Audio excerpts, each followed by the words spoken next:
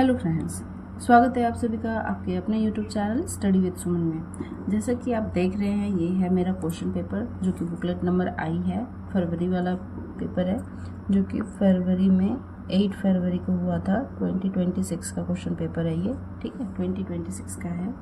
और ये मेरा रियल कॉपी है। मैंने पिछली वीडियो बनाई तो शायद थोड़ा सा क्लियर नहीं था, तो आप इसको ज़रूर देखिएगा। आप सीटेट का पेपर देने जा रहे हो और ये वीडियो देख के नहीं जाओगे तो हो सकता है शायद कि आपसे गलती हो, बट आप इसको देख के जाओगे तो गलतियां आपसे कम होंगी। देखिएगा, ये जो सील है यहाँ पे इसी तरह से सील मिलेंगे आपको। जो बुकलेट मिलती है ना, ये सील मिलती है, ये चीज़ आपको खोलना होता है। लेकिन ये क्वेश्चन आपको बेशक 15 मिनट पहले ही मिलेगा, बेशक आप आधा घंटा पहले अंदर चले जाओ या 1 घंटा पहले चले जाओ, लेकिन ये 15 मिनट पहले मिलता है। उसको भी खोलने का अलाउ नहीं होता है। और बस आपको 10 मिनट पहले इसमें से जो ये OMR शीट है जो कि मैं आप लोगों के लिए लेके आई हूँ, इसको निकालने के लिए सिर्फ और सिर्फ 10 मिनट पहले बोला जाएगा और रोल नंबर और नेम भरने के लिए दिया जाता है। ये क्वेश्चन का जो सील है इसको अलाउ नहीं किया जाता है खोलने के लिए। और मैंने जब क्वेश्चंस एनालिसिस की थी तो 98 आ रहे थे जब घर आकर के मैंने AI से चेक किया था, बट मेरे मार्क्स 99 कवरिंग में हैं, ठीक है। तो ये चीज़ें आपको यहाँ पे बता दी जाएंगी। अगर आप लैंग्वेज का प्रॉब्लम है तो लैंग्वेज में आप थोड़ा सा देखिएगा, ध्यान दीजिएगा। यहाँ पे लिखा हुआ है चाइल्ड डेवलपमेंट के लिए, ठीक है, चाइल्ड डेवलपमेंट के लिए क्वेश्चन नंबर 1 से 30 तक का, और मैथमेटिक्स के लिए 31 से 90 तक का। अगर पेपर 2 में है, सोशल साइंस है तो 91 से 120 तक का। और लैंग्वेज 1 लैंग्वेज 2 के लिए इस तरह से क्वेश्चंस आपको डिवाइड किए गए हैं, तो आप यहाँ से देख करके अटेंड कर सकते हैं। चलिए दिखाती हूँ आपको कि OMR शीट कैसे निकालें। अब 10 मिनट बचे हैं, अभी हमें क्या निकालना है। इस तरह से ये OMR शीट इस तरह से निकालेंगे, ठीक है। अब ये OMR शीट है, इसमें आपको नेम भरना है अपना, जो भी नेम है ये भरोगे यहाँ पे।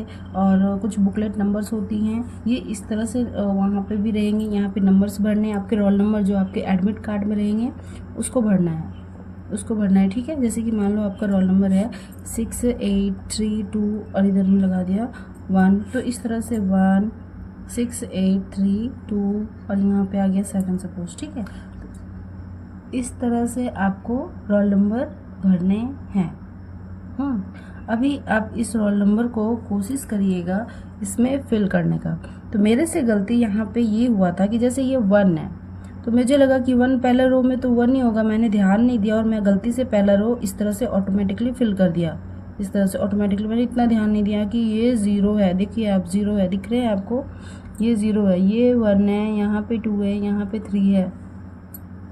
तो अगर आपको लगे कि आपने गलती भर दिया, क्योंकि मैंने पूरा फिल कर दिया था, पता है, ये भी फिल कर दिया। फिर यहाँ पे 6 है ना, ये 6 वाला रो में जा करके मैंने 6 को फिल किया इस तरह से, ठीक है। और ये 8 वाले रो में जा करके 8 यहाँ पे जाके फिल किया, और फिर 3 वाले रो में जाके इसमें 3 फिल किया।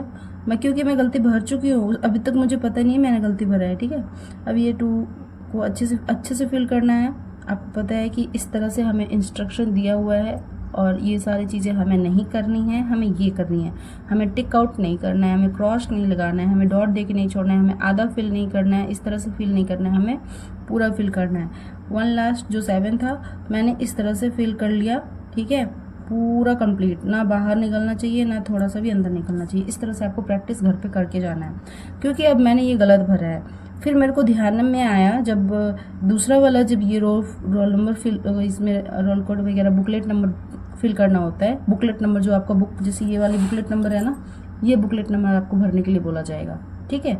ये बुकलेट नंबर आपको यहाँ पे फिल करने बोला जाएगा। और लैंग्वेज के लिए भी रहता है बुकलेट नंबर, तो वो भी फिल करने के लिए दिया जाएगा। अगर मान लिया आपका संस्कृत है, अलग से आपको छोटा सा इतनी पतली सी बुकलेट मिलेगी अलग से संस्कृत के लिए, उसका बुकलेट नंबर आपको इधर साइड में भरना होगा। तो सपोज ये बुकलेट नंबर मैंने यहाँ पे भरा, तो जब मैं बुकलेट नंबर भरने लगी तो ये जब 0 आया बुकलेट नंबर में, ये वाला 0, तब मुझे याद आया कि अरे यार मैंने तो इधर में 1 था, मैंने 1 फिल कर दिया, और यहाँ पे तो सेकेंड वाले में 0 है बुकलेट नंबर में, है ना।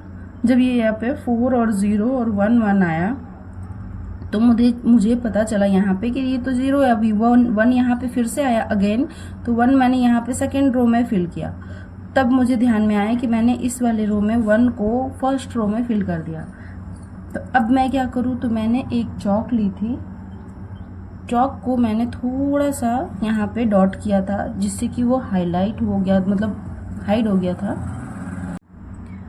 जब मुझे रियलाइज़ हुआ कि मैंने 0 फर्स्ट लाइन में यहाँ पे फिल किया है, सेकंड में 1, इसी तरह से यहाँ पे मैंने भी 1 फर्स्ट रो में फिल कर दिया है। तो ये जब मुझे रियलाइज़ हुआ कि यहाँ पे 0 है, मुझे यहाँ पे फिल करना चाहिए था, तो मैंने मैम को बताया, जो वहाँ पे टीचर्स अवेलेबल थी। तो उन टीचर्स उस टाइम तो कुछ नहीं बताई, बट थोड़ी देर बाद आकर के मुझे बता रही थी यहाँ पे आप हल्का सा चौक लगा दो, क्योंकि इस OMR शीट में आपको कुछ भी टिक आउट करने के लिए मना है कि आप इसमें कुछ भी टिक आउट अलग से नहीं कर सकते, आप कुछ भी नहीं लगा सकते। तो फिर भी मैंने यहाँ पे जो 1 था, मैंने फिर से डबल गोला भरा और 1 वाले में फिल की मैंने। ये मेरा रियल का मैं बता रही हूँ, ठीक है, मैंने ऐसा करके आई हूँ। और इस वाले जो पहला वाला जो गोला था, उसमें मैंने इस तरह से, वहाँ पे चौक पड़ा हुआ था, फर्स्ट बेंच था, आपको तो पता है मेरा। तो इस तरह से मैंने थोड़ा सा हल्का सा, एकदम ना के बराबर, पेपर बिल्कुल भी ऐसे खरोच नहीं आना चाहिए कि हमने ऐसे ऐसे कर दिया और ये पेपर घिस गया हो। घिसना नहीं चाहिए पेपर, ठीक है। हल्का सा इसको पॉइंट से आपको इस तरह से करना है। देखिए मैंने चौक लगाया था यहाँ पे, थोड़ा सा हाइड हुआ है, ज़्यादा नहीं करना है आपको, हल्का सा हाइड हुआ है, मैंने ऐसे ही छोड़ दिया। जब मेरा रिजल्ट आया था और मैंने जब OMR शीट डाउनलोड किया था, उसमें ये वाला हाइड चीज़ मुझे दिखा और मेरा रिजल्ट आया, तभी तो मैं बोल रही हूँ फर्स्ट अटेम्प्ट में मैंने क्लियर किया, बट मेरा रिजल्ट आया क्योंकि यहाँ पे 1 है ना, ये क्लियर लिखा हुआ है, सही रोल नंबर, और जब चेक किया गया तो ये सही निकला। तो इसी तरह से आप ऊपर वाला कोशिश करिएगा सही भरने का। अगर यहाँ पे गलती हो जाता है तो आप टीचर से चौक थोड़ा सा लीजिएगा, थोड़ा सा, एकदम ना के बराबर। व्हाइटनर वगैरह का यूज़ बिल्कुल भी मत करिएगा, ठीक है। और इसी तरह से ध्यान से, पहले तो आप ध्यान से भरिएगा, गलत हो जाता है इनकेस तो आप इस तरह से थोड़ा सा एक वाले डॉट को हाइड कर दीजिएगा, थोड़ा सा लाइट लग रहा है ना, उसको स्कैन नहीं करके इसको स्कैन कर लेगा, ठीक है। अभी मैं आपको दिखाती हूँ कि क्वेश्चंस आगे किस तरह से सॉल्व करनी है। ये क्वेश्चन है, ओके। अभी इस क्वेश्चन को आपको ये नहीं करना है कि जैसे ये पहला वाला पार्ट है, ये पहला पार्ट CDP का है, दिख रहा है आपको। तो मैंने CDP का पोर्शन खोल लिया है और मैं आपको बता रही हूँ ये क्वेश्चंस है, ठीक है, CDP का पहला बार। अब आपको यहाँ पे क्वेश्चन पढ़ने हैं, सॉल्व करने हैं सारे को, और यहाँ पे टिक आउट आपको करते जाना है। आपको साथ के साथ OMR शीट फिल नहीं करना है। कुछ बच्चे ऐसे करेंगे कि एक क्वेश्चन टिक किया, अब एक का गोला भरने लग गए यहाँ पे आकर के, इस तरह से। अगर पहला का 1 है तो हम पहला का 1 फिल कर देते हैं इस तरह से, फिर दूसरा का 1 है तो हम दूसरा का भी 1 फिल कर देते हैं। इस तरह से बिल्कुल भी मत करिएगा, टाइम बहुत लगता है। आपको करना है पूरा CDP। यहाँ पे आप जब टेस्ट लगा रहे हो तो आप यहाँ पे डिवाइड कर लो कि इस वाले सेक्शन में हम CDP का करेंगे, इस वाले सेक्शन में हम मैथ का करेंगे, इस वाले सेक्शन में हम EVS का करेंगे, यहाँ पे हिंदी का करना है, और यहाँ पे इंग्लिश, यानी कि जो भी आपका लैंग्वेज 2 है आप उसका करोगे। इस तरह से आपने डिवाइड कर लिया। घर पे आपको प्रैक्टिस करके जाना है और OMR शीट को रखना है फिलहाल के लिए साइड। और सारे क्वेश्चंस आप देख रहे हैं, कथन कारक वाले क्वेश्चन कितने हैं, तो आप प्रैक्टिस करके जाइएगा, ठीक है। अब इसका पूरा सॉल्व किया, पूरा क्वेश्चंस आपको सॉल्व करना है जहाँ तक CDP का है। देखिए यहाँ पे 30 क्वेश्चन यहाँ पे आ रहा है, यहाँ तक हमने क्वेश्चन सॉल्व कर लिया। यहाँ पे सारा क्वेश्चंस क्या कर लिया मैंने, सारे क्वेश्चंस को पूरे में सॉल्व कर लिया, ठीक है। अब हम OMR शीट लेके आएंगे, OMR शीट लेके आ गए। अब हम सारे का, सबका मतलब शुरू से 1 से लेकर के सबका आंसर देखते जाएंगे और सबका OMR शीट इस तरह से फिल करेंगे। और फिल कैसे करना है, अगर मान लीजिए 1 का 1 था, गलती से कहीं पे भी आपने गलती कर दिया कि 2 का भी 1 है, बट आपने गलती से 2 ऐसे डॉट लगा दिया यहाँ पे, इस तरह से नहीं करना है, डॉट लगाना नहीं है। आपने अगर डॉट लगा भी दिया है तो इसको आप इग्नोर कीजिए, अब यहाँ पे दोबारा करिए। लेकिन इस तरह से आपको ध्यान देना है कि यहाँ पे इस तरह से बताया गया है, नहीं करना है, वर्किंग मार्किंग नहीं करना है, रॉन्ग मार्किंग नहीं करना है, हमें इस तरह से डॉट नहीं लगाना है। अगर मान लीजिए आपने गोला गलत भर दिया, इस तरह से कभी कभी होता है ना कि हमने हाँ ये वाला नहीं भरना था और हमने भर दिया, तो आपको इस तरह से क्रॉस नहीं लगाना है, इस तरह से भी नहीं करना है। आपने जो भर दिया उसको छोड़ देना है, वरना जो OMR शीट है वो स्कैन नहीं होगा, स्कैन नहीं करेगा। इसीलिए अभी जैसे कि मान लो आपको अब यहाँ पे ये कर दिया, अब यहाँ पे ऐसे कर दिया, टिक कर दिया, ऐसे ये चीज़ें नहीं करना है कि ये गलती हो गई है, ये सही है, ये चीज़ें सही हैं। यहाँ पे क्रॉस और टिक का तो ऑप्शन कोई है ही नहीं, आपको करना ही नहीं है ये चीज़ें। ये हो गई। अगर आपने कहीं से डॉट कर दिया तो आप जो सही आंसर है उसको फिल कर दीजिए, क्योंकि आपका काम है फिल करना।